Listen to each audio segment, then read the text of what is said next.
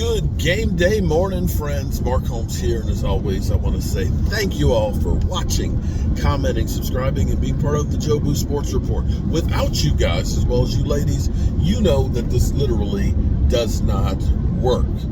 I hope everybody's having a great Sunday. I can't believe how fast this year and this NFL season is going. This is crazy, man. You know, we wait all off season. I mean, from the Super Bowl, we look forward to the combine and free agency and of course the draft, and then we literally are counting interceptions that Dak Prescott's doing in training camp and stuff. There's a speculation about this team, that team, and the reality is you only got 17 games, 17 weeks.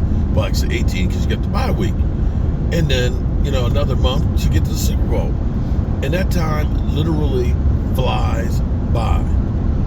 It's too quick.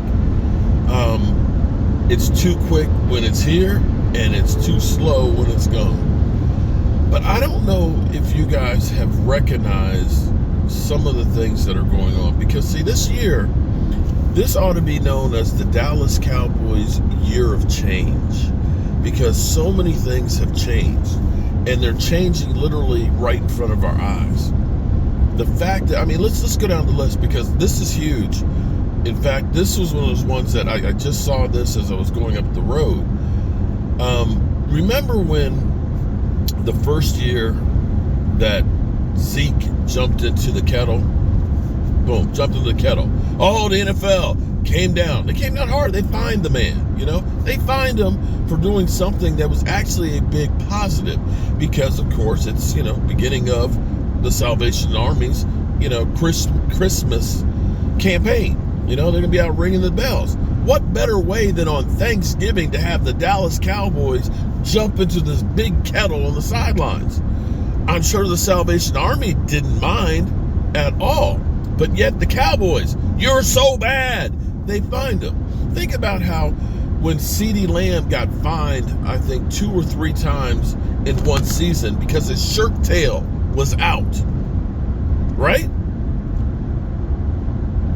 That they would always be so hard on the Dallas Cowboys about being perfect. You see other guys, no shirts tucked in and stuff, seeing bellies, nobody gets a rat's ass. But this week, surprisingly, the NFL decided, because the Cowboys, last year we did whack-a-mole. Okay, we had the tight ends. We had all the tight ends. All of them got fined. They all got fined, okay? Now, again, that was just the players jumping into the barrel. Think about it now. Remember when, I don't know if it was T.O. that had the cell phone in his sock, and he pulled out the cell phone, start dialing. It was a flip phone. And because he had a prop. You can't have props for TD celebrations. Can't have props. So that's a no-no.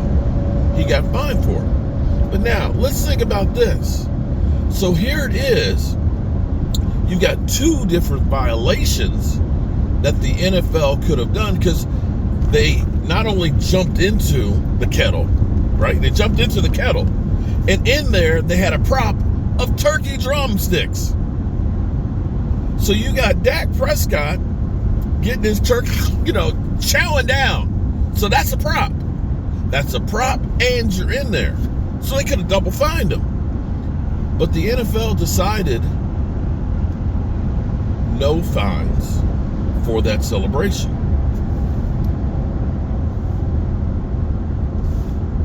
The fudge? I am completely mystified by this. Maybe this goes back to another one of those things of change that you can't believe.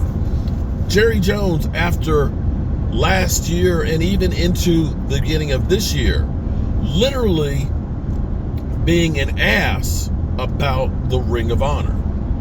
Literally saying things like, there's a lot of coaches I consider for the Ring of Honor. Bro. Chan Gailey, are you considering Chan Gailey? Barry Switzer, I know Barry's got a ring, But it wasn't because of Barry Switzer. It was really because of Troy Aikman. And in spite of Barry Switzer, there was one coach. One! Unless you're going to start putting assistants in. Although, I might have to consider Al Harris and Dan Quinn. Because what they've done to have two NFL leaders in takeaways, in interceptions is crazy. But be that as it may, for Jerry Jones to bury the hatchet and, like I said, after, putting in DeMarcus Ware immediately and saying, the Ring of Honor should just be about players. It literally, we all knew what Jerry Jones was doing. He was sending a message to Jimmy Johnson. But to finally change and say, December 30th, Jimmy's going in there.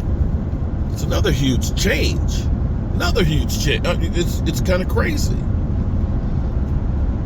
And so now you got the NFL backing away from getting the Cowboys. That doesn't mystify you? That doesn't make you say, wait a minute.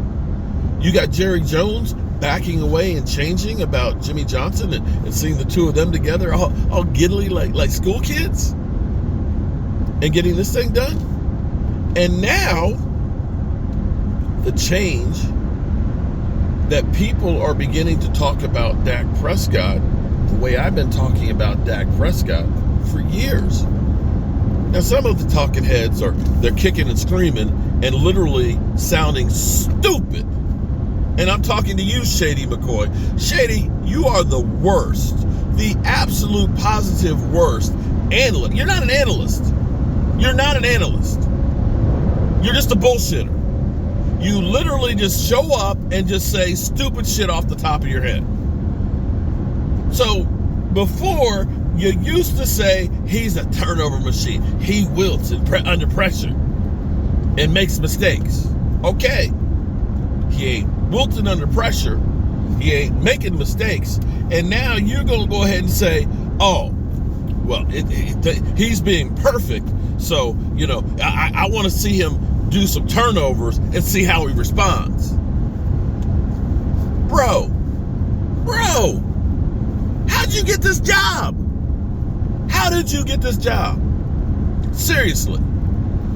But to start seeing and hearing guys like Colin Cowherd, who literally said, if you're driving down the highway and a Maserati pulls up, you're looking to say, man, that's a really fast car.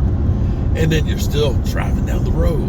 And then a Corvette pulls up, you say, man, that's a really fast car. But if a Corvette and a Maserati pull up next to him, you're not going to talk about them the same way. And Carson Wentz, he's a Maserati.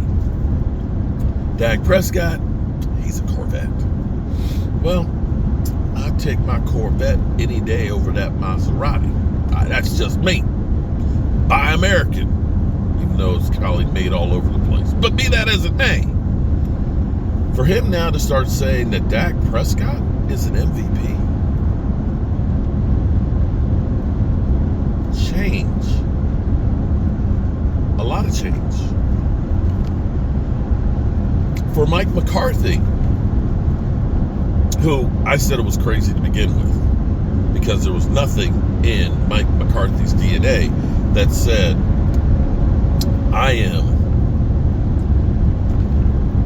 a coach that wants to run football. You get rid of Zeke Elliott and you say, we're going to make Tony Pollard our main back, and I just want to run the football, was kind of like, you ain't never just run the football, bro. You were like about 60-40 run pass.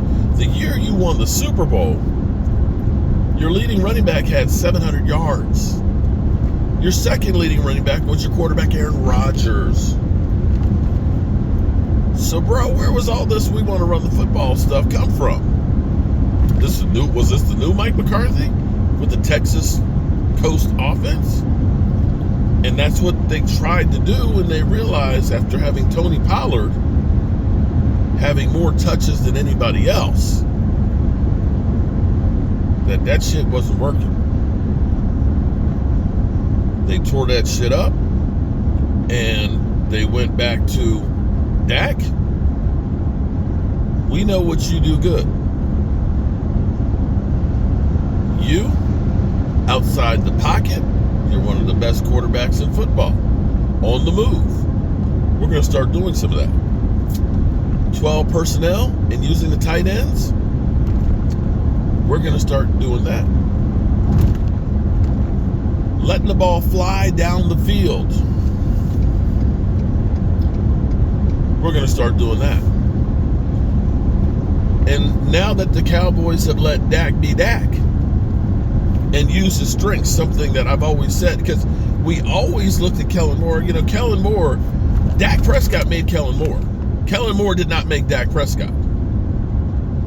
Dak liked Kellen Moore, but Kellen Moore did not make Dak Prescott. Dak Prescott made him look better. See Justin Herbert right now.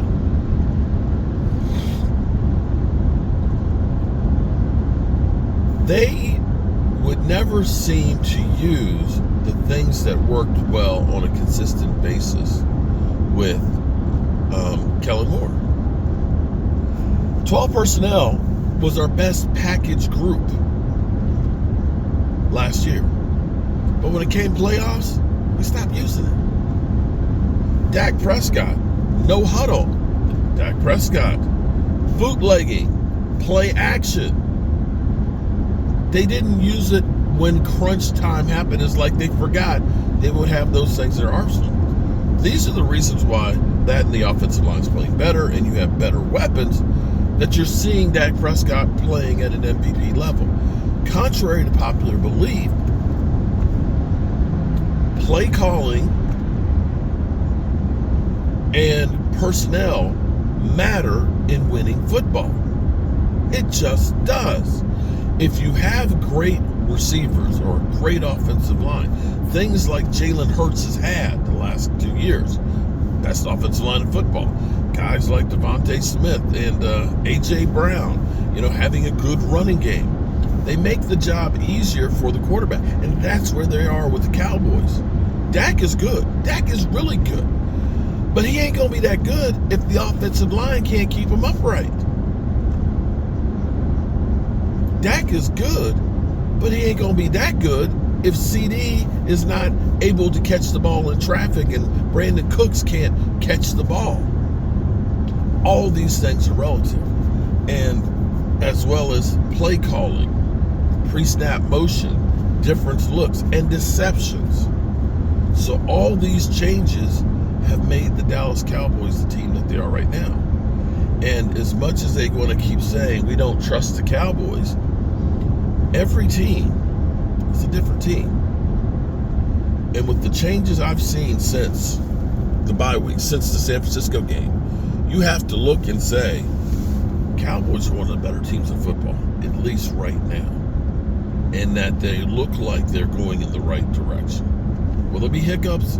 You're going to have games where your defense is tired. And I'm going to say, more than anything else, the fact that the Cowboys played 5 games in November, 4 in 18 days, you have to look at that and say, the fact that they were 4-1, that they won them is important.